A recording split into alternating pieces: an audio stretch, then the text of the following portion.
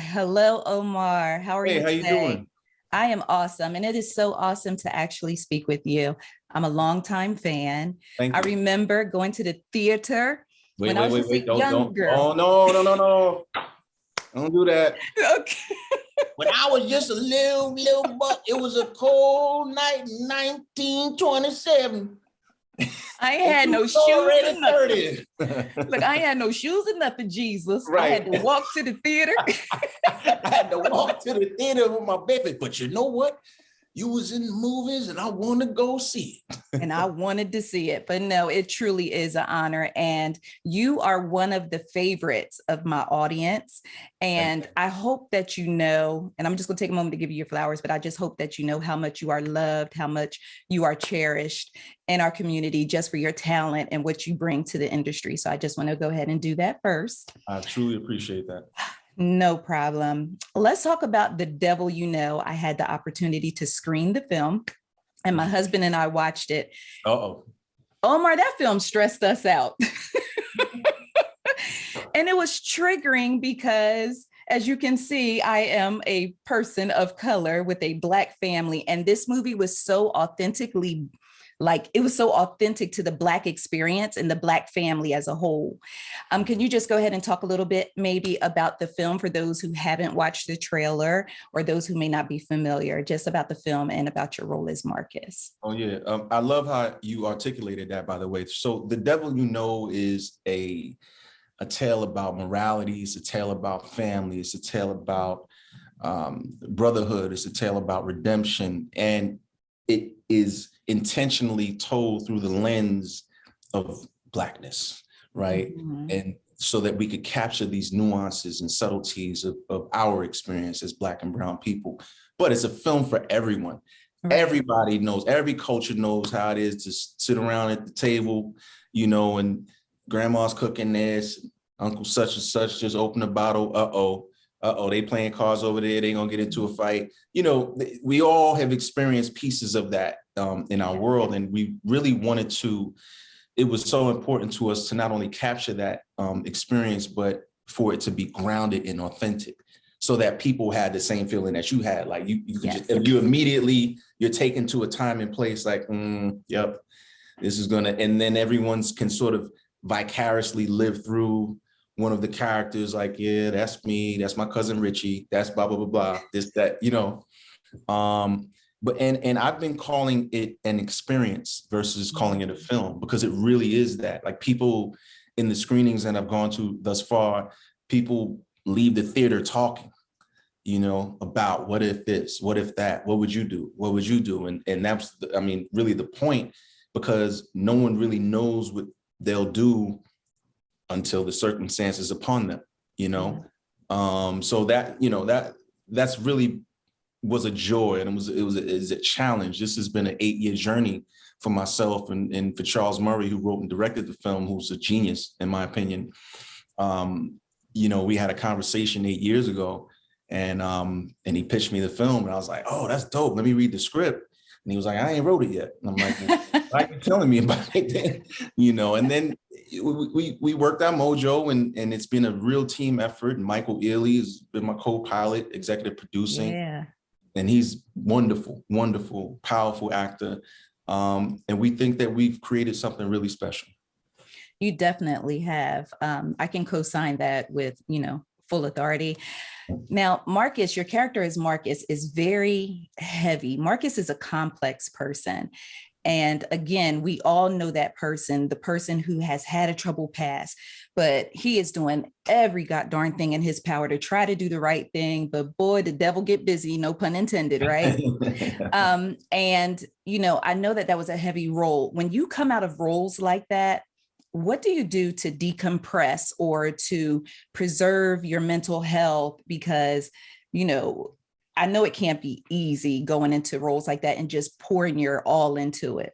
Yeah, that's a great question. It was a strange time because in one respect, like I said, this was an 8-year journey for us. Mm-hmm. So I'd been living with the character for that long, right? As far as him coming to fruition. And I anchored myself in vulnerability as much as I could in order to access the character. But the flip side of that is we were still in like COVID and everything like that. And so it was just this, it wasn't a normal function of how we're able to move about, and, you know, the streets were half empty and like stuff like that. So just in dealing with like real life, it was just already weird, you know, but, you know, we created this sort of safe space on our sets.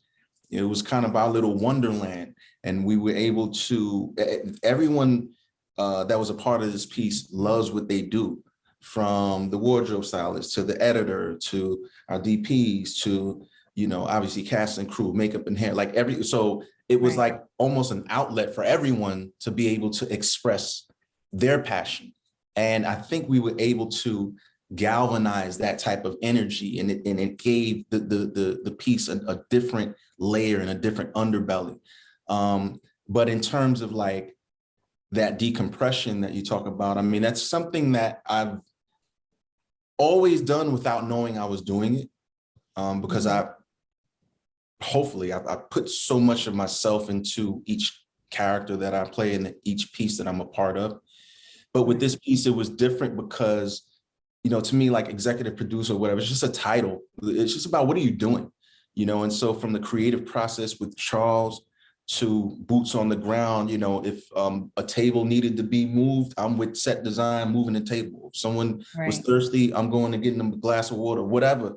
It was just like, just sort of juggling these different responsibilities, but all the while I'm trying to memorize these 2 pages of dialogue. You know what I mean? And like, like, so for me, it helped me grow in that sense, because I learned a different dimension of myself. Right. You know, I learned about a different dimension about sacrifice. I learned a different dimension about giving, and that's what it's all about. And, you know, I'm so proud of this piece because I'm at a point in my life, you know, I'm 48 years old, and I realize now the power of imagery. And I realize now that, you know, after I'm long gone, all of these things that I've been a part of are going to be here. Like pieces of art on the wall. And what if, so when I think about it from that sense, it's what is it giving to that person? Is it giving them something to benefit them for the better? Absolutely. So that's kind of the space that I live in. While you were talking, I thought of another question I just want to ask really quickly. As someone who has had so much experience as an actor, now in this particular film, you have an executive producer role. You just spoke on that. Do you think it's easier, or do you feel like it's a little easier to dig into a character when you are part of the developmental process of it? Or for you, it's just all the same? Like you have this character, you're going to dive in, you're going to tackle it.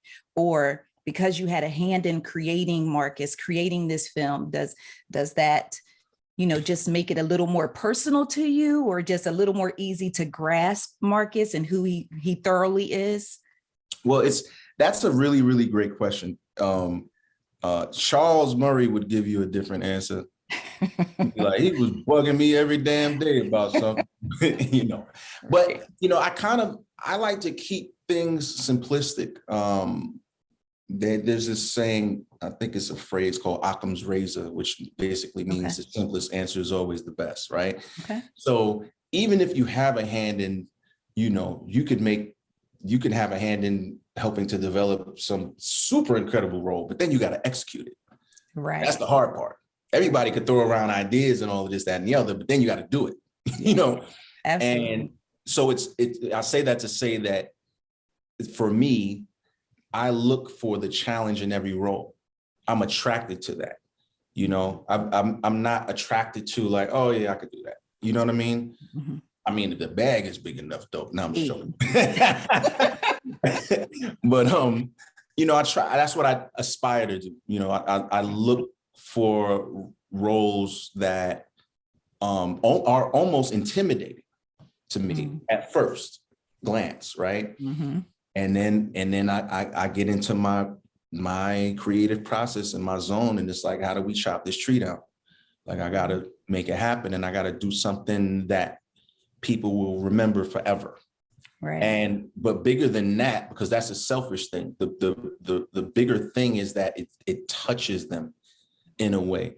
I mean, I can't tell you how much it's meant to me through the years that people who come up to me, especially young Black men, yo, man, that scene in First Time Felon when such and such, this, that, and the other, that helped me get through this point in my life. You know what I mean? I got friends of mine that are in the music, they're musicians, and I'm with them, and people will walk up to them with tears in their eyes, like, this song got me through this period of my life where I was going through turbulence. And I just think that's such a powerful, to me, I look at it as a weapon.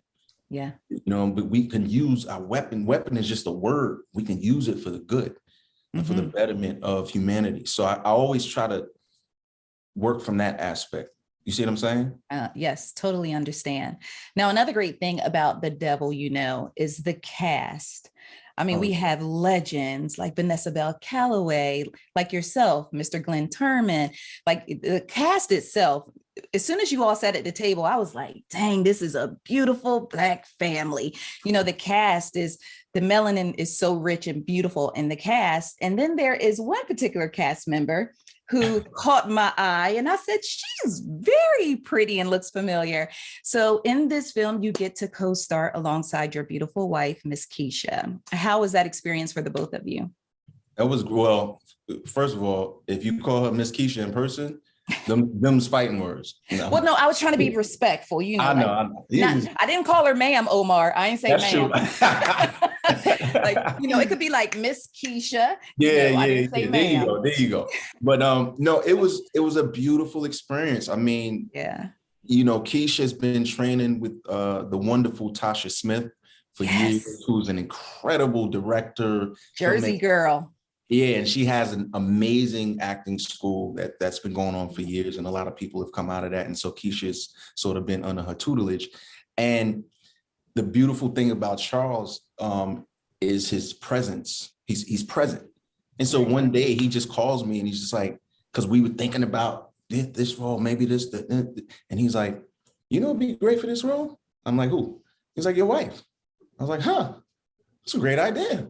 Like, I think she would respond to it. Like, why didn't I think of that? It was one of those things. Like, I kind of got mad at him. Like, I got to go tell her that you called me instead. So that's when you say, you know what I told Charles today. Right, exactly. But it was great. You know, it's her first, you know, professional role as an actress. And it's something she's expressed to me for years that, you know, and she's been training at. And so that was great. And my youngest daughter, Kamari, co-wrote and sang one of the most powerful songs in the movie, which was also a Charles thing, like, because we did this on a shoestring budget. So we didn't have like money for like a whole soundtrack and this, that, and the other. So we were picking the spots where music could be. And he was like, you know, original song could go there. And her and my wife went to work, mother and daughter, and came up with something really, really beautiful and powerful. It's in one of the integral scenes of the film. I know exactly what you're talking about because her voice caught my attention. I know exactly what you're talking about. Wow. Yeah. So that just things like that for me, it's like divine poetry. You can't plan that. It just, you set out with the right intentions and you try to, you know, push forward with positivity, and things just sort of align themselves and come together. And that's really goes back to the theme of the film. One of the undertones of the film is that, you know, the character I play, Marcus, he's just trying to do the right thing in real time, but there's no rule book for that. There's no manual for that. He doesn't know, should I do? Because what he does know is he's trying to protect his family,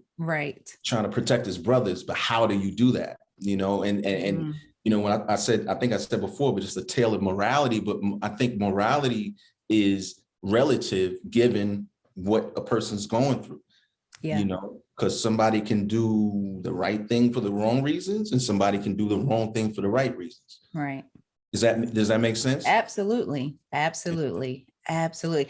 I had on my little sheet here to ask you how you had such longevity in the industry, but after talking to you, I think it's pretty self-evident. Like, it's just self-explanatory why you have had such an amazing career, just from the way that you handle your roles, from the way you go into, you know, roles, the way you diversify yourself. You know, you're not typecast. You know, one day you're a cop, next day you're a doctor. And I'm like, yes, Omar, you are out here killing it. But if I were to ask you, you know, what do you think your secret to having like over 30 years in the industry? And I'm not trying to date you by any means necessary. You just did. Just I got a cane and gray hair now.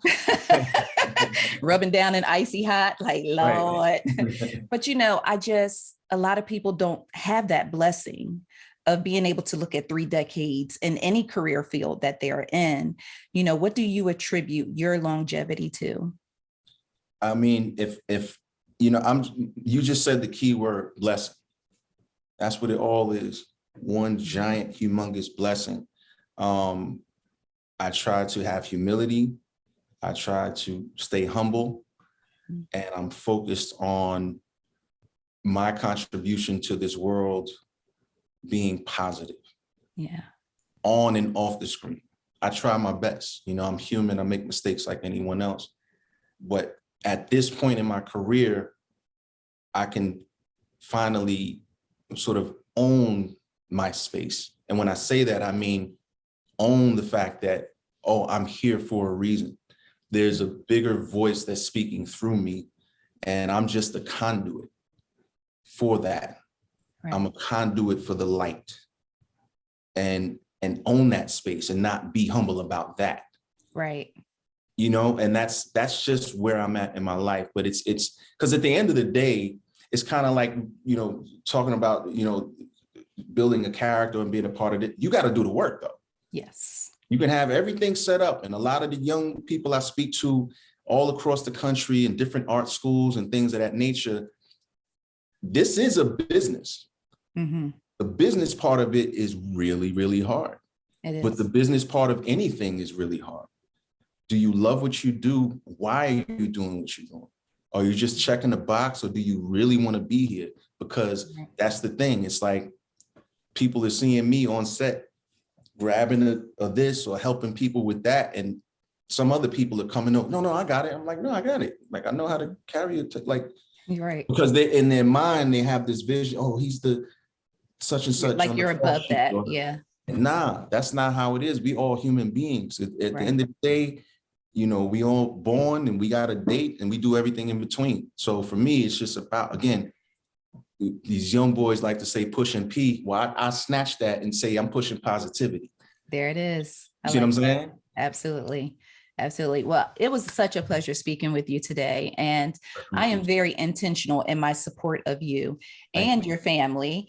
And I will continue to do so. We look forward to seeing The Devil You Know in theaters this Friday. Only in AMC Theaters. Oh, only in AMC Theaters. Exclusively in AMC Theaters. I like that. Exclusively. Yeah. I like that. Before I let you go, we are Ice Cream Conversation. So what is your favorite flavor of ice cream?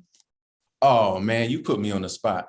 I'm a sorbet guy. I know that's kind of off-brand. One of the sorbet people. Yeah. Oh, look, everything just went away. You're like, delete file. No. You know what? I like cookies and cream. Yeah.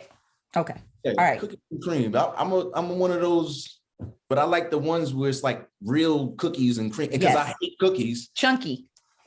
There you go. I can't stand cookies, and I'm ice cream. But if you put that together, you might find me in the corner, you know, getting busy. Well, thank you again. Sprinkle a little cognac on that. Wait, not the cognac. Now we back at the dinner table. Wait, not a Henny float. Yeah. That's funny. It was a pleasure speaking with you, and the honor is just all mine. And I just wish you continued success and many blessings to you and your family. Thank you so much, Omar. I appreciate your time. Thank you. Oh, no problem. Bye-bye.